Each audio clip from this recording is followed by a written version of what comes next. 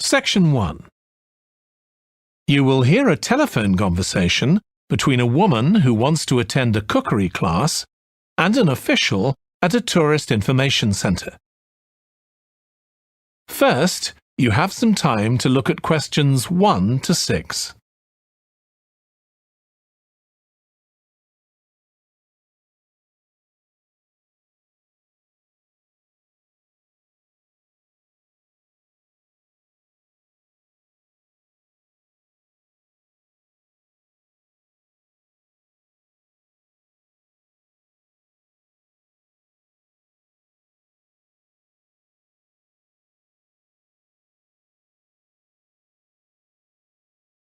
You will see that there is an example that has been done for you. On this occasion only, the conversation relating to this will be played first.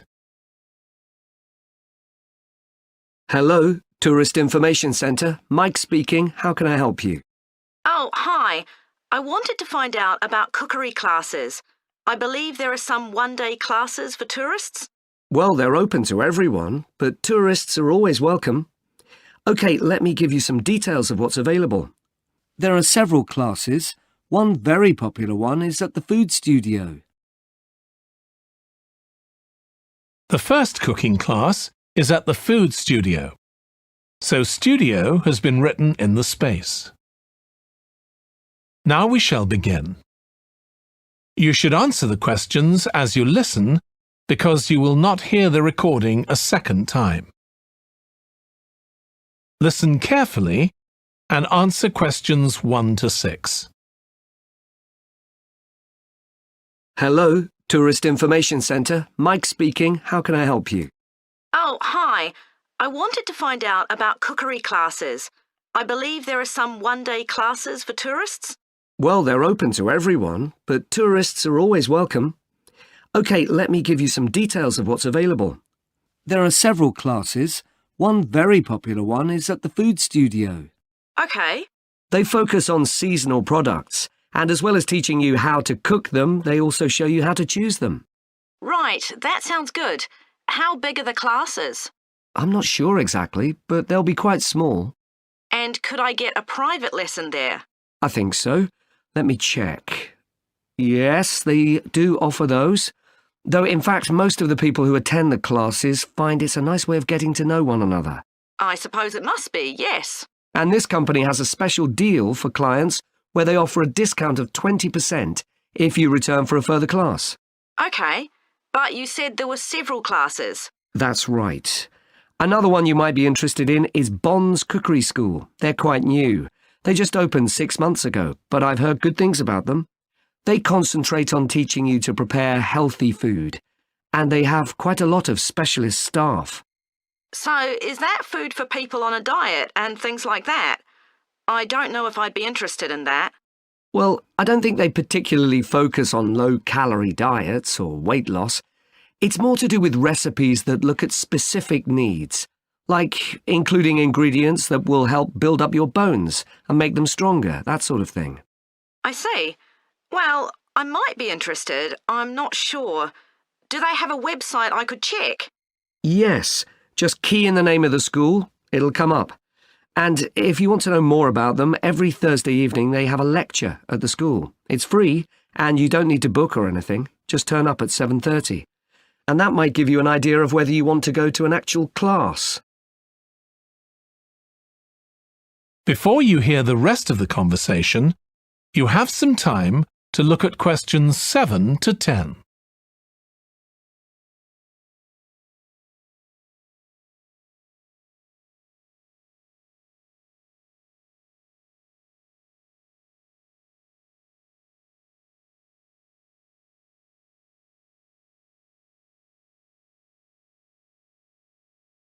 Now listen and answer questions 7 to 10.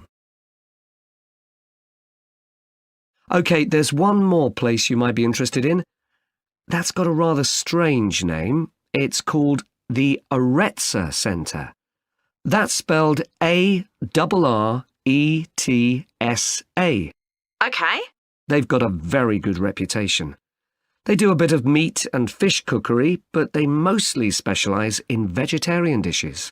Right. That's certainly an area I'd like to learn more about. I've got lots of friends who don't eat meat. In fact, I think I might have seen that school today. Is it just by the market? That's right. So they don't have any problem getting their ingredients. They're right next door. And they also offer a special 2-hour course in how to use a knife. They cover all the different skills, buying them, sharpening, chopping techniques. It gets booked up quickly, though, so you'd need to check it was available. Right. Well, thank you very much. I'll go and check that out. That is the end of section 1. You now have half a minute to check your answers.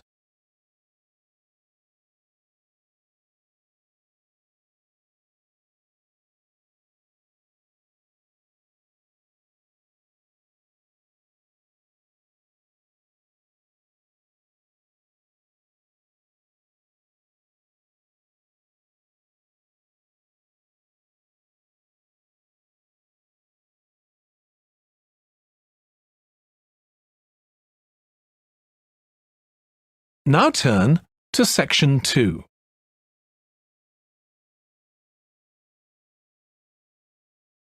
Section 2. You will hear the chairman of the Highways Committee of Granford speaking to members of the public about proposed changes to traffic and parking in the area. First, you have some time to look at questions 11 to 13.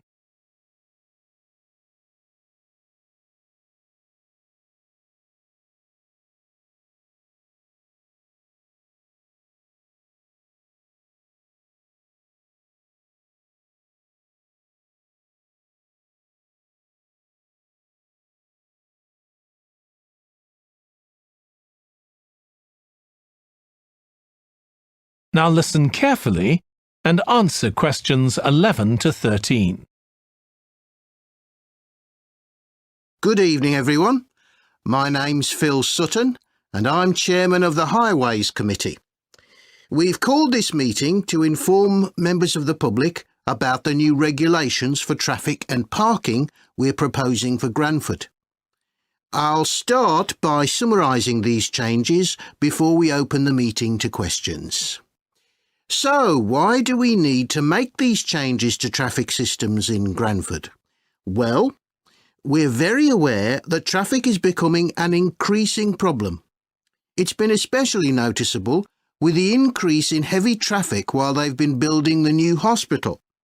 But it's the overall rise in the volume of traffic of all kinds that's concerning us.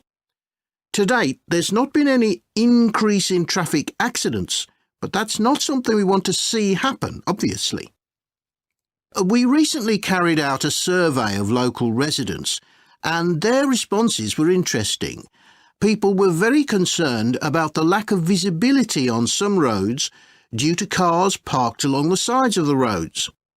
We'd expected complaints about the congestion near the school when parents are dropping off their children or picking them up. But this wasn't top of the list, and nor were noise and fumes from trucks and lorries, though they were mentioned by some people. We think these new traffic regulations would make a lot of difference, but we still have a long way to go. We've managed to keep our proposals within budget, so they can be covered by the council. But of course it's no good introducing new regulations if we don't have a way of making sure that everyone obeys them. And that's an area we're still working on with the help of representatives from the police force. Before you hear the rest of the talk, you have some time to look at questions 14 to 20.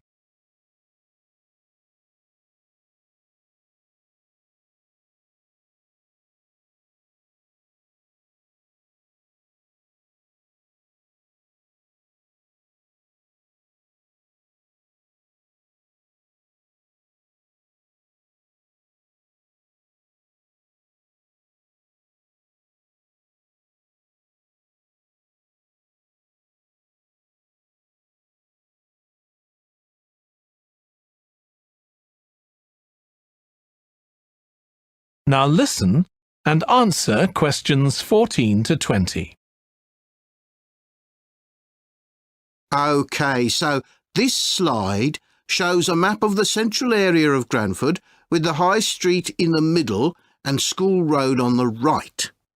Now, we already have a set of traffic lights in the High Street at the junction with Station Road, but we're planning to have another set at the other end at the School Road junction to regulate the flow of traffic along the High Street. We've decided we definitely need a pedestrian crossing. We considered putting this on School Road just outside the school, but in the end we decided that could lead to a lot of traffic congestion. So we decided to locate it on the High Street, crossing the road in front of the supermarket. That's a very busy area, so it should help things there. We are proposing some changes to parking. At present, parking isn't allowed on the High Street outside the library, but we are going to change that and allow parking there, but not at the other end of the High Street near School Road. There'll be a new no parking sign on School Road just by the entrance to the school, forbidding parking for 25 metres. This should improve visibility for drivers and pedestrians, especially on the bend just to the north of the school. As far as disabled drivers are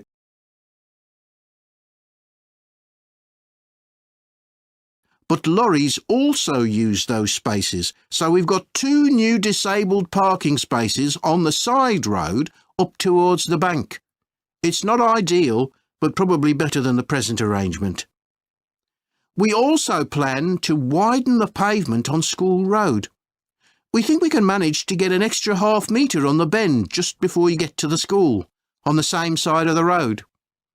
Finally, we've introduced new restrictions on loading and unloading for the supermarket, so lorries will only be allowed to stop there before 8 a.m.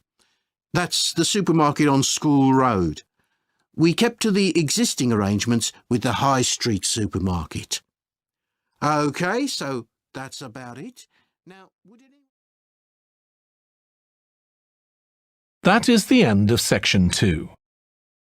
You now have half a minute to check your answers.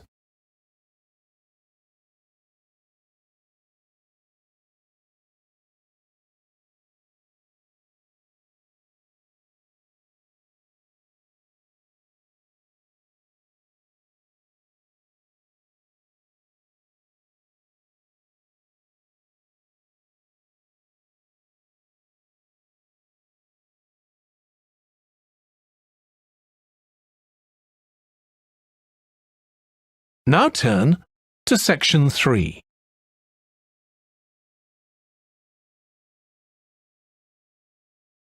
Section 3. You will hear 2 biology students called Emma and Jack discussing an experiment they are going to do together. First, you have some time to look at questions 21 to 25.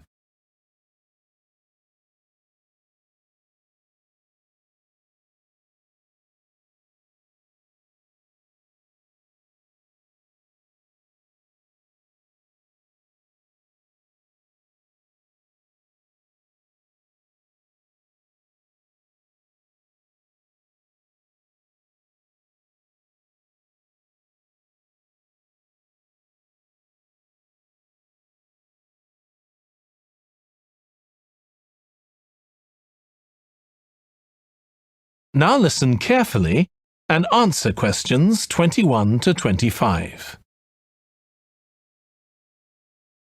We've got to choose a topic for our experiment, haven't we, Jack? Were you thinking of something to do with seeds? That's right. I thought we could look at seed germination, how a seed begins to grow. OK. Any particular reason? I know you're hoping to work in plant science eventually. Yeah, but practically everything we do is going to feed into that.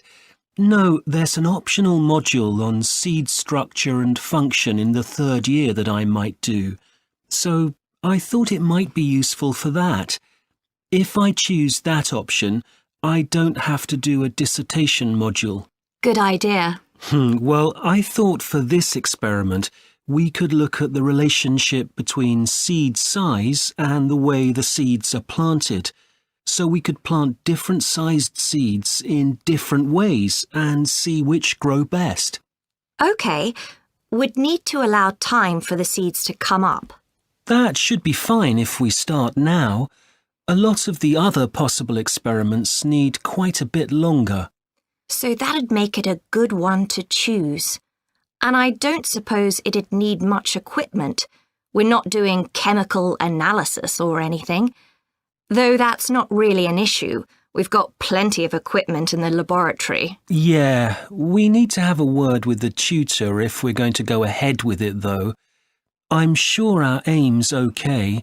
It's not very ambitious, but the assignment's only 10% of our final mark, isn't it? But we need to be sure we're the only ones doing it. Yeah, it's only 5% actually, but it'd be a bit boring if everyone was doing it. Did you read that book on seed germination on our reading list? The one by Graves? I looked through it for my last experiment, though it wasn't all that relevant there. It would be for this experiment, though. I found it quite hard to follow. Lots about the theory, which I hadn't expected. Yes, I'd been hoping for something more practical. It does include references to the recent findings on genetically modified seeds, though. Yes, that was interesting. I read an article about seed germination by Lee Hall. About seeds that lie in the ground for ages and only germinate after a fire. That's the one. I knew a bit about it already, but not about this research. His analysis of figures comparing the times of the fires and the proportion of seeds that germinated was done in a lot of detail. Very impressive. Was that the article with the illustrations of early stages of plant development? They were very clear. I think those diagrams were in another article. Before you hear the rest of the discussion, you have some time to look at questions 26 to 30.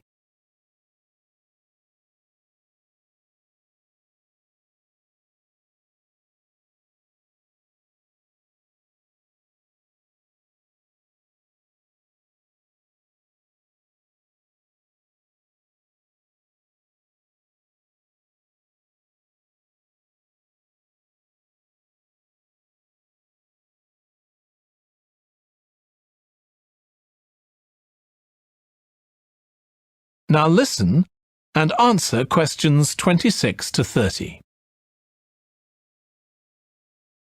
Anyway, shall we have a look at the procedure for our experiment? We'll need to get going with it quite soon. Right. So the first thing we have to do is find our seeds. I think vegetable seeds would be best, and obviously they mustn't all be the same size. So how many sorts do we need? About 4 different ones? I think that would be enough. There'll be quite a large number of seeds for each one. Then for each seed we need to find out how much it weighs and also measure its dimensions. And we need to keep a careful record of all that. That'll be quite time-consuming. And we also need to decide how deep we're going to plant the seeds. Right on the surface, a few millimetres down, or several centimetres. OK, so then we get planting. Do you think we can plant several seeds together in the same plant pot? No, I think we need a different one for each seed. Right. And we'll need to label them. We can use different coloured labels. Then we wait for the seeds to germinate. I reckon that'll be about 3 weeks, depending on what the weather's like. Then we see if our plants have come up and write down how tall they've grown. Then all we have to do is look at our numbers and see if there's any relation between them. That's right. So then we get... That is the end of section 3. You now have half a minute to check your answers.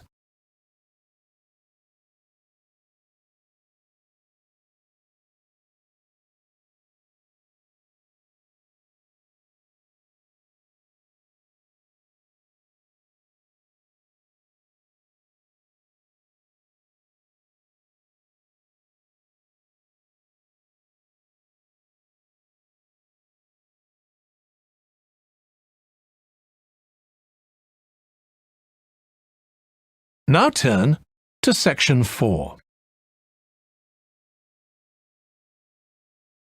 Section 4. You will hear part of a lecture on an environmental studies course about recent research on how animals are adapting to urban environments. First, you have some time to look at questions 31 to 40.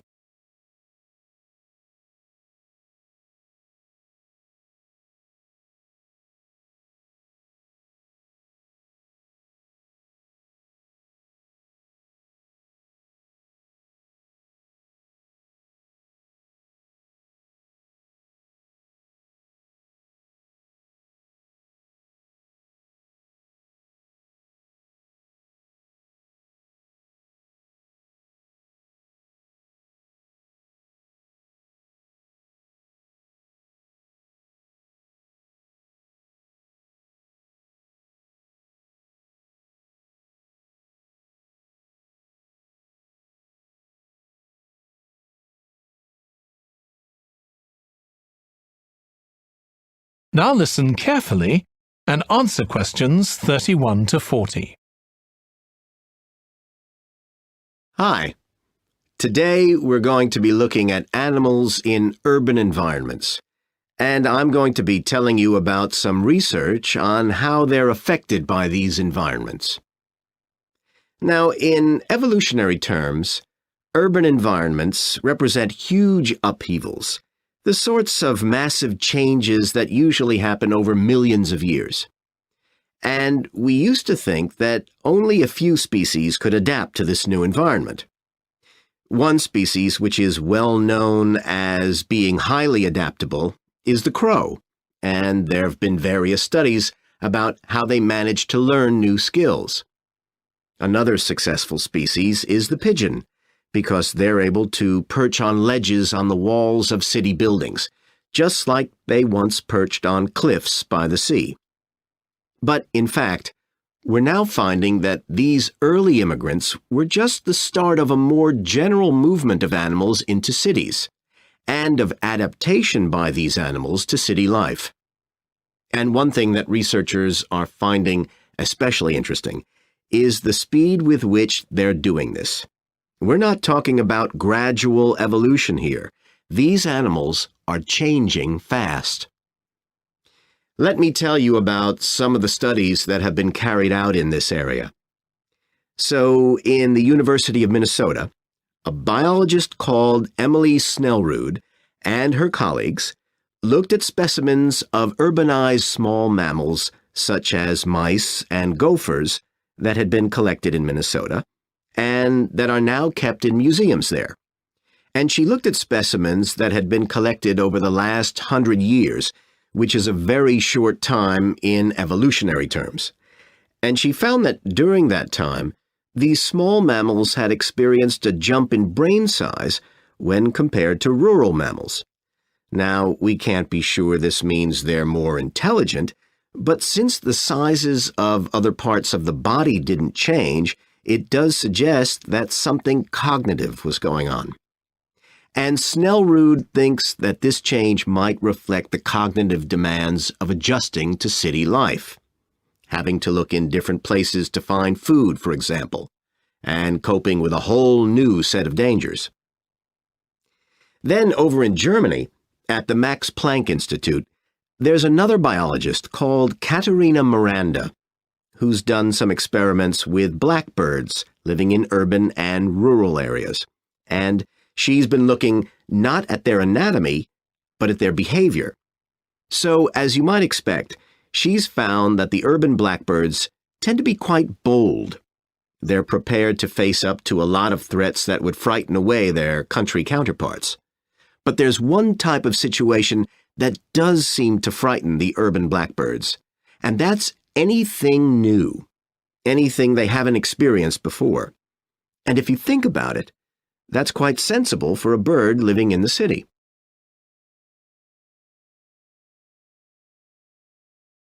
Jonathan Atwell, in Indiana University, is looking at how a range of animals respond to urban environments.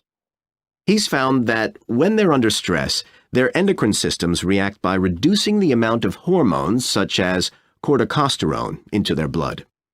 It's a sensible-seeming adaptation. A rat that gets scared every time a subway train rolls past won't be very successful. There's just one more study I'd like to mention, which is by Sarah Parton and her team. And they've been looking at how squirrels communicate in an urban environment, and they've found that a routine part of their communication is carried out by waving their tails. You do also see this in the country, but it's much more prevalent in cities, possibly because it's effective in a noisy environment. So, what are the long-term implications of this? One possibility is that we may see completely new species developing in cities. But on the other hand, it's possible that not all of these adaptations will be permanent. Once the animals got accustomed to its new environment, it may no longer need the features it's developed. So now we've had a look at adaptation. That is the end of section 4. You now have half a minute to check your answers.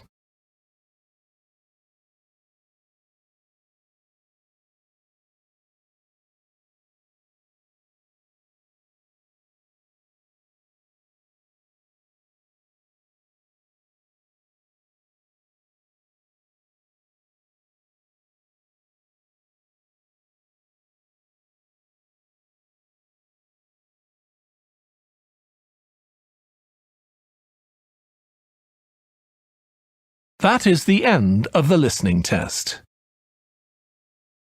In the Ielts test, you would now have 10 minutes to transfer your answers to the answer sheet.